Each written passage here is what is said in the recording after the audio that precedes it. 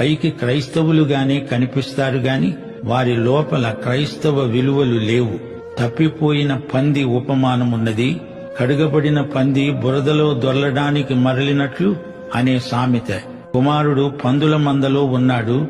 పంది కుమారుడు కాకపోయినా తండ్రి దగ్గరికి వెళ్ళింది, కడుగబడింది, మంచి వస్త్రాలు దానికి తొడిగించారు, పండ్లు తోమారు, అలంకరించారు, ముస్తాబు చేశారు. ఒకరోజు పంది అంది, నేను మా స్వంత తండ్రి దగ్గరికి వెళ్లిపోతాను.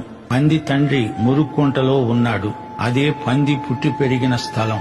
ఇక్కడ పంది ఎంతో హాయిగా సంతోషంగా ఉంటుంది.